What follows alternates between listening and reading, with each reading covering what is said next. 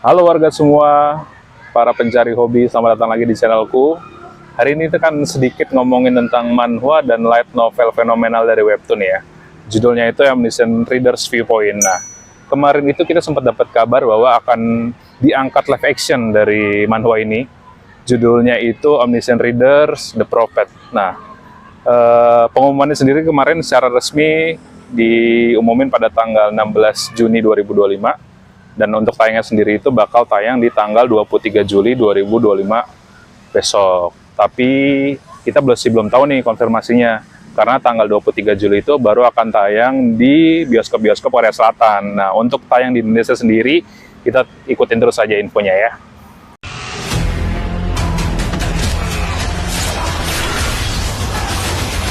멸망한 세계에서 살아남는 법. 조회수가 1로 뛸 때부터는 저만 읽은 게 맞습니다. 현 시간부로 유료 서비스를 시작합니다. 그 소설 시작이랑 똑같잖아. 모든 인간 여러분들은 시나리오를 부여받게 됩니다. 하나 이상의 생명체를 죽이세요. 99번 시나리오까지 클리어하면 돼요. 제 전용 스킬이 예지력이거든요. 저랑 같이 가면 앞으로 시나리오는 별 문제 없을 거예요. 아, 잠깐만! 살아서 충무로까지 와. 유정혁 이 개새끼야!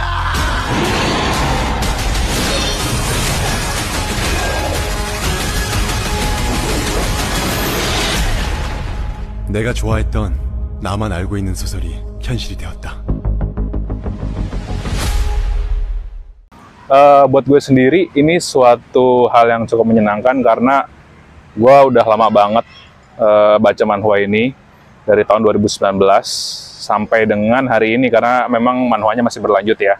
Nah, untuk novelnya sendiri gue juga sempat baca di tahun 2020 karena memang menurut gue lebih detail terus juga lebih deep penyampaian karakter-karakternya itu lewat light novel. Buat teman-teman semua yang ada di sini yang pengen banget nonton filmnya, karena menurut gue filmnya cukup wah ya. Gimana nggak wah, coba bayangin aja nih. MC kita, main karakter kita ada Lee Min Ho bro. Terus untuk karakter pendukung sendiri ada Jisoo juga. Bayangin fans Blackpink sama fans teman-teman milenial pasti tahu banget nih si Lee Min Ho ya. Siapa yang nggak tahu pemeran Boys Before Flowers ya kan. Babang Tampan ini memang udah cukup lama vakum di dunia hiburan, terutama movie. Dan ini suatu comeback yang sangat besar bagi dia karena untuk pertama kalinya akhirnya dia bisa main lagi ke layar lebar melalui film ORV ini. Jadi buat teman-teman stay tune di sini, kita akan kupas sedikit manhwanya, ceritanya bagaimana, alur ceritanya, pengenalan karakter seperti apa, supaya nanti kalian sebelum nonton film movie-nya itu sudah paham atau sudah bisa mendalami lah setidaknya beberapa karakter atau alur ceritanya seperti apa, jadi nggak bingung. Terus gue akan bagi beberapa part dari ringkasan manhwa ini. Untuk episode yang pertama ini gue akan bagi ke beberapa slide. Nanti kita akan jelasin juga beberapa slide-nya, terus ada pendalaman karakternya bagaimana. Oke, stay tune terus untuk bisa nonton channel ini. Kita akan mulai videonya dari sekarang. Menceritakan tentang seorang pekerja biasa bernama Kim Dok-ja. Pria dewasa ini bekerja di sebuah perusahaan yang ya bisa dibilang karyawan biasa-biasa aja sih. Tapi memang hidupnya dia juga tidak terlalu menarik karena memang menurut dia sendiri si Dok-ja ini ya merasa bukan seorang main karakter seperti itu. Nah, si Dok-ja ini kesehariannya ya memang bekerja lalu pulang. Pulang juga dengan kereta api. Hari itu tepat 10 tahun dia sudah membaca novel yang sangat dia sukai. Novel ini aja sudah hampir 3.000-an chapter. Dok-ja sendiri sangat suka membaca novel ini pada saat dia berjalan pulang atau mungkin di saat senggang. Karena memang tidak punya kehidupan lain selain bekerja dan membaca novel seperti itu. Memang anaknya agak-agak noob ya. Tapi ya kita lanjutin aja lagi nanti bagaimana kisahnya. Dok-ja sendiri pulang saat itu di kereta bertemu dengan Yosanga, salah satu teman dia di kantor walaupun berbeda divisi. Nah, si Dok-ja ini kenapa dia tahu Yosanga? Karena memang Yosanga itu seorang primadona kantor. Dia cantik, dia pintar, dan dia bisa bergaul dengan banyak orang seperti itu. Dogja sendiri ya namanya juga laki-laki ya, agak-agak gimana gitu kalau ngobrol sama cewek, akhirnya ya tetap teralihkan gitu untuk tetap membaca novelnya. Sepanjang perjalanan pulang, Dogja pun nggak sabar. Kenapa Dogja merasa nggak sabar? Karena memang hari ini sesuai dengan pengumuman dari autor pencipta novel tersebut, hari ini adalah hari terakhir di mana novel itu akan selesai atau mencapai endingnya. Sedikit pengenalan karakter, Dogja ini kalau secara literasi bahasa Korea itu artinya seorang yang sendiri atau bisa dibilang anak satu-satunya seperti itu. Nah, dalam artian lain itu Dogja juga bisa dianggap sebagai reader atau pembaca. Sampai sini udah tahu kan kemana alurnya. Sebenarnya nama Dogja sendiri ini diberikan oleh ayahnya itu bukan suatu kebetulan atau tanpa alasan, karena memang ayahnya itu percaya bahwa walaupun dia sendirian, dia bisa menjadi lelaki yang kuat menjalani kehidupannya, seperti itu. Tiba-tiba habis baca, buka itu novel, dan pengen ngeklik ending dari novel tersebut, tanpa sadar Dogja pun dan semua orang yang ada di kereta kaget, karena tiba-tiba muncul notifikasi, bentuknya tuh kayak jendela, pemberitahuan tuh kayak gini, berisi tentang skenario dimulai. Dan dari sinilah cerita On-Vision Reader's Viewpoint dimulai. Lagi kaget-kagetnya, tiba-tiba muncul notifikasi pemberitahuan gitu di depan muka mereka. Tiba-tiba muncul satu sosok, bisa dibilang monster ya. Bentuknya itu kecil, berbulu, tapi ada tanduknya. Kalau lihat dari penampilannya sih lucu ya, gemes gitu. Nah, kalau orang Korea sana nyebutnya itu Dokkaebi. Dokkaebi itu bisa dibilang pengertiannya itu kayak goblin dari Korea Selatan lah. Cuman lebih ke kayak makhluk-makhluk kecil gitu sih. Ya, sebutan goblin memang lebih cocok karena memang goblin itu kan makhluk yang kecil, terus agresif seperti itu ya. Nah, di saat itu mereka kebingungan kan, kok ada muncul makhluk seperti ini. Nah, si Dogja sendiri langsung tahu tuh makhluk itu, wah ini bener ini adalah Dokkaebi yang ada di novel yang gue baca. Novel yang berjudul Three Ways to Survive to Apocalypse.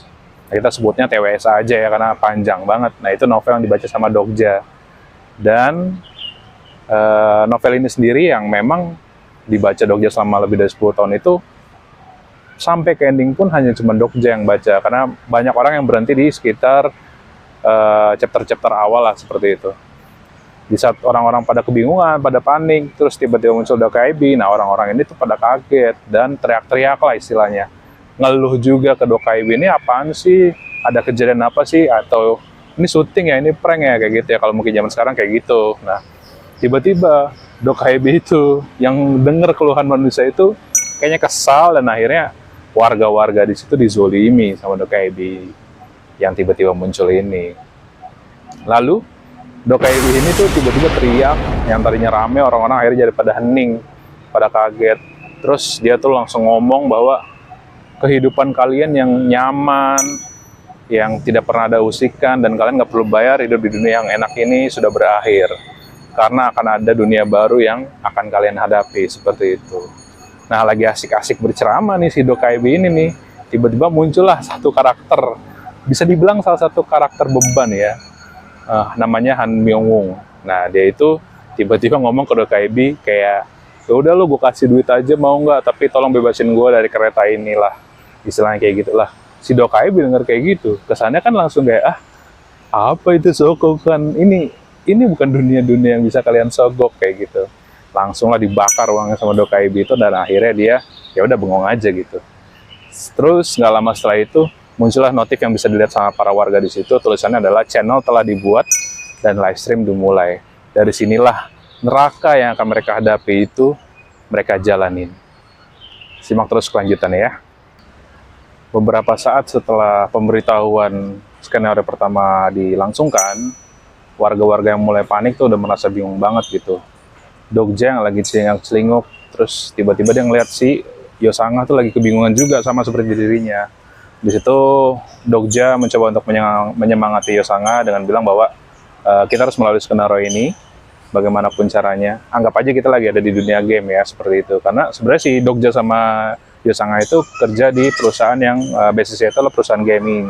Jadi secara garis besar pasti Yusanga juga tahu kan, kalau untuk memenangkan suatu game itu kita butuh yang namanya tahu aturannya apa dan bagaimana cara kita melaluinya seperti itu. Nah, pada saat warga-warga mulai panik di tengah-tengah kerumunan, muncullah seorang karakter baru, bisa disebut sebagai salah satu karakter yang inti lah seperti itu. Namanya Lee Hyun Sung. Nah, Lee Hyun Sung ini adalah salah satu karakter yang ada di novel yang Dokja baca. Dokja pun sadar bahwa ketika saat Lee Hyun Sung muncul, dia tahu bahwa ini adalah salah satu karakter yang ada di novel yang dia baca, novel TWSA tadi. Di situ si Lee Hyun Sung tuh mencoba menenangkan para warga yang mulai panik, karena memang Lee Hyun Sung ini basicnya adalah seorang tentara, dijelaskan juga di situ secara singkat. Lalu nggak lama Lee Hyun Sung bilang bahwa negara sudah masuk ke dalam darurat nasional. Didukung juga dengan adanya live streaming dari Perdana Menteri Korea Selatan pada saat itu, yang berkata bahwa mereka memang memasuki darurat nasional karena ada serangan terorisme. Walaupun si Perdana Menteri itu juga nggak tahu sebenarnya itu terorisme seperti apa. Nggak lama dari situ tiba-tiba muncul Dokaebi pada saat si Perdana Menteri Korea Selatan live streaming, dan langsunglah dizolimi itu Perdana Menteri tadi. Warga yang lihat live streaming langsung kaget dan terkejut gitu. Wah, ternyata semua ini tuh nyata, bukan sebuah prank, apalagi sebuah fantasi dari pembuatan film kayak gitu. Warga yang mulai panik akhirnya lari ke sana ke sini, bingung. Tiba-tiba Dokja yang melihat itu juga jadi semakin bingung gitu. Sebenarnya emang bener nggak sih bahwa dunia yang sekarang ini berubah menjadi novel yang sudah dia baca? Gak lama dari situ, tiba-tiba Dokaebi memberikan hitungan mundur dari skenario yang harus mereka lakukan. Dan Dokaebi juga menunjukkan bahwa nanti akan ada balasan kalau mereka nggak melakukan skenario itu. Ada reward dan ada punishment-nya, seperti yang ada tadi dijelaskan di panel atas ya. Nah, nggak lama mereka lagi panik, tiba-tiba si Dokaebi menayangkan live stream juga nih dari suatu lokasi di tempat lain, di mana skenario pertama juga dilakukan. Di situ diperlihatkan lagi satu karakter baru, namanya Lee Ji-hye. Nah, di skenario itu Lee Ji-hye akhirnya melakukan apa yang diminta sama skenario pertama, yaitu menzolimi temannya sendiri yang ada di kelas. Dan setelah itu Lee Ji-hye pun memenangkan skenario pertama dan mendapatkan reward. Nah, warga jadi semakin yakin bahwa mereka harus segera menyelesaikan skenario ini apabila tidak ingin mendapatkan punishment. Seperti itu. Di tengah kebingungan dan kepanikan itu, Dokja merasa juga ada yang aneh. Harusnya kalau dia melihat ada Lee Hyun Sung di situ, otomatis dia juga akan melihat main karakter kita ada di situ, atau MC kita, si Babang Tampan. Tapi ternyata kenyataannya nggak ada MC di situ. Dokja yang masih ragu akhirnya memutuskan nih untuk membaca novel TWSA tadi. Begitu dibuka websitenya, ternyata novelnya udah nggak ada, udah nggak bisa dibaca novel TWSA-nya. Nah, Dokja yang ngeliat kayak gitu kan kaget ya, kok kagak bisa dibaca seperti itu. Di tengah kepanikan, keriuhan warga-warga yang di gerbong tersebut, akhirnya Dokja tiba-tiba dikejutkan lagi nih. Tahu-tahu ada notifikasi email muncul di HP-nya Dokja. Dokja buka kan tuh notif emailnya, begitu dibuka ternyata isinya salinan novel TWSA tadi. Dokja kan bingung ya, lah kok gue dikirimin email berisi novel TWSA tadi, sementara di website resminya justru udah dihapus gitu kan. Di tengah kebingungan itu ya Dokja akhirnya memutuskan aja lah, ya udahlah, gue coba buka novelnya buat baca dan cari informasi apa nih yang ada di dalam situ gitu kan. Nah, Dokja juga sebenarnya pengen mengakses nih skill khusus atau jendela atribut yang dia punya, karena kan kalau sesuai dengan novel maka semua warga itu bisa membuka skill atribut atau skill unik yang dia punya gitu. Tapi begitu Dokja mencoba untuk membuka skill uniknya atau atributnya, itu nggak bisa diakses sama sekali. Dokja juga jadinya bingung nih, karena kan dia nggak tahu dia punya skill apa yang bisa dipakai buat lolos lah dari skenario ini kayak gitu kan. Akhirnya Dokja memutuskan untuk membaca aja dah si novel TWSA tadi. Begitu dia buka email tadi dan dia klik attachment-nya dan dia baca novelnya, Dokja pun kaget karena begitu banyak informasi yang keserap gitu ke dalam otaknya Dokja. Jadi itu ibaratnya kayak di-download ulang lah novel itu ke dalam pikirannya Dokja. Nah, tiba-tiba Dokja berfokus tuh untuk mencari sebenarnya MC itu ada di mana. Tanpa sadar, otaknya memproses informasi tersebut dan langsung tahu tuh kalimatnya ada di mana. Jadi ibaratnya kayak kita mau melakukan mesin pencarian nih, kayak kita buka dokumen, kita mau cari satu kata kunci, misalnya makanan, kita ketik Ctrl F, terus kita ketik makanan, nanti ada muncul tuh kalimatnya kan ada di mana. Nah, Dokja langsung bisa seperti itu. Ternyata MC kita itu berada di gerbong 3707. Sementara Dokja dan kawan-kawan berada di gerbong 3807, yang artinya MC kita ada di gerbong sebelah. Tiba-tiba Yosanga yang lagi bengong kaget, karena di gerbong sebelah itu makin riuh teriakannya, makin rame lah istilahnya gitu kan. Dokja tahu tuh siapa ada di gerbong selanjutnya kan. Otomatis Dokja mulai yakin bahwa dunia sudah berubah dan sesuai dengan novel. Nah, apabila novel ini semakin berlanjut di kehidupan nyatanya, Dokja akan tahu bahwa hanya akan ada 2 orang yang selamat di gerbong tersebut, dan otomatis 2 orang itu ya bukan Dokja, bukan Yosanga, bukan warga yang lain ada di situ. Dan Dokja juga yakin bahwa kalau dia nggak merubah cerita atau nasibnya di dalam kehidupan nyata ini, otomatis Dokja pun akan lenyap dari dunia ini. Dan Dokja akhirnya memutuskan untuk mengubah nasibnya. Setelah itu diperlihatkan lagi salah satu karakter lain dari novel ini bernama Kim Namun. Bocah yang agak barbar dan brutal ini lagi menzolimi warga lain. Selain itu juga Kim Namun mulai berceramah bahwa dunia yang kita tinggalin tuh udah berubah, udah nggak sesuai dengan dunia yang kita tahu dulu. Ya kalian juga harus ikut berubah kalau ingin bertahan, kayak gitu kan. Gak lama Yosanga tiba-tiba melihat Kim Namun lagi berundung warga lain. Akhirnya Yosanga langsung berlari untuk menolong warga tersebut yang sedang dizolimi. Dokja yang melihat itu langsung meraih dan mencegah Yosanga untuk melakukan hal tersebut, karena Dokja merasa Yosanga belum siap untuk melakukan hal itu. Tanpa berpikir panjang lagi, Dokja pun langsung mengambil pilihan. Bak seorang superhero, Dokja langsung berlari ke arah Kim Namun dan langsung menerjang orang-orang yang sedang menzalimi warga lain itu. Di tengah adegan epik tadi, ketika Dokja berlari ke arah Kim Namun, langsunglah Kim Namun diterjang sama Dokja dan akhirnya terpental. Berhasillah si Dokja untuk menyelamatkan warga yang sedang dizolimi oleh Kim Namun. Nah, setelah itu Dokja melihat sebuah kesempatan lain. Dia melihat seorang anak kecil yang sedang membawa sebuah kandang kecil juga gitu. Langsunglah diambil kandang kecil itu, dan kemudian Dokja pun berceramah di situ. Lagi asik-asik berceramah, tahu-tahu Kim Namun nyelak.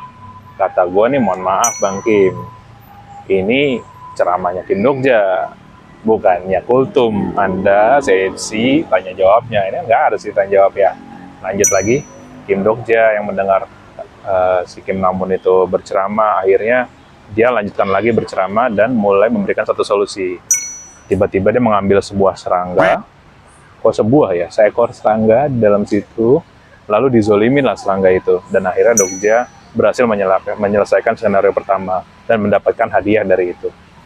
Setelah itu, Dokja tiba-tiba bisa menggunakan sebuah skill, namanya itu skill karakter list. Nah, dengan skill ini, Dokja bisa membaca seseorang itu, baik itu atributnya, skillnya, segala macam.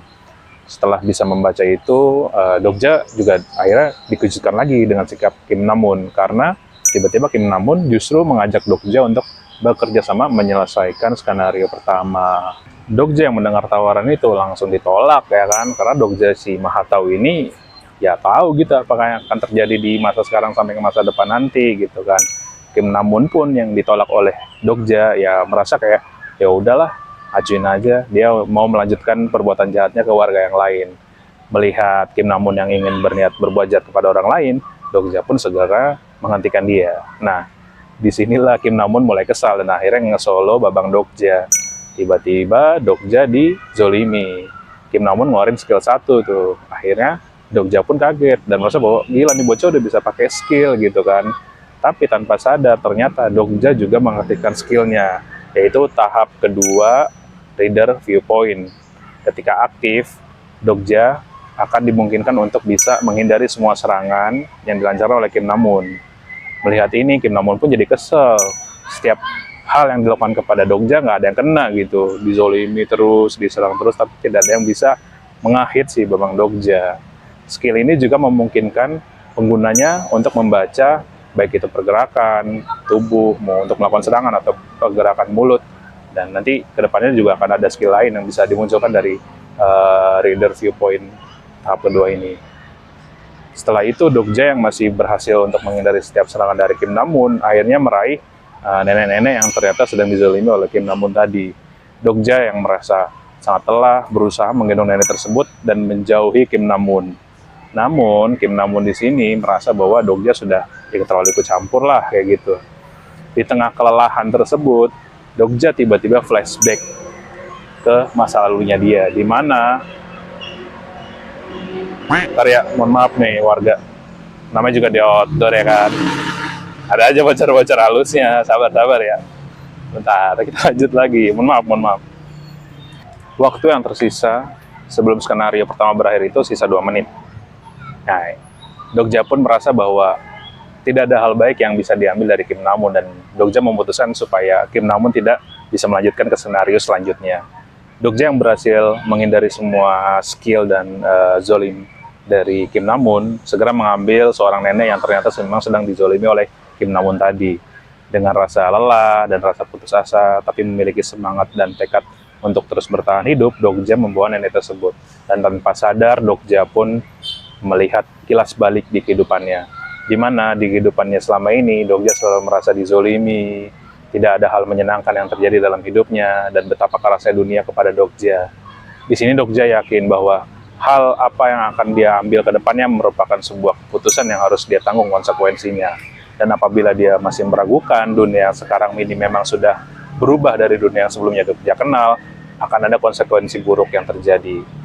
Dokja yang sudah membulatkan tekad akhirnya memutuskan untuk terus bertahan hidup dengan menjalani skenario yang ada.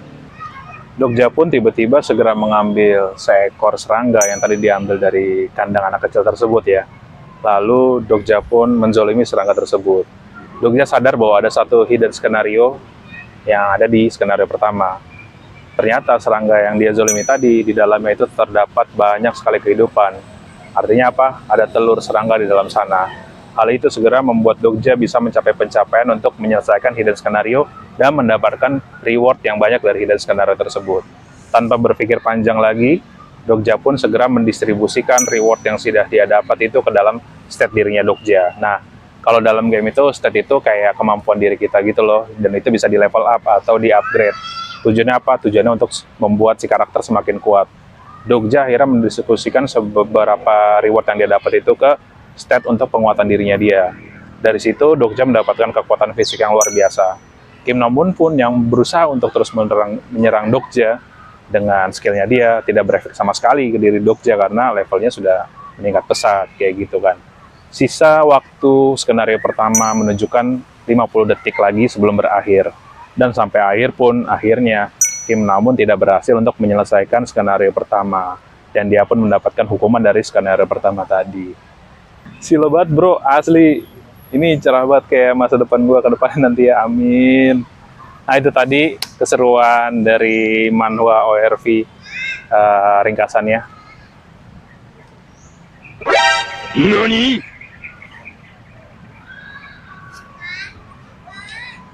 Kata gua ngeliat ini kan.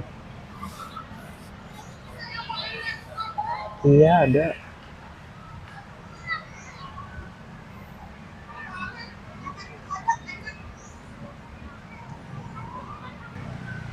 Selesai juga ringkasan pertama dari novel atau manhwa ORV ini. Gimana? Seru banget kan? Gimana kita bisa melihat epicnya MC kita si Mahatau ini, yang pasti kedepannya bakal lebih epic lagi kayak gitu ya. Buat kalian yang mau ada pertanyaan atau mau nambahin yang kurang, boleh komen di kolom komentar ya. Sekali lagi terima kasih warga yang masih nonton. Jangan lupa subscribe, nyalakan lonceng notifikasinya. Sampai jumpa di video selanjutnya. Annyeong!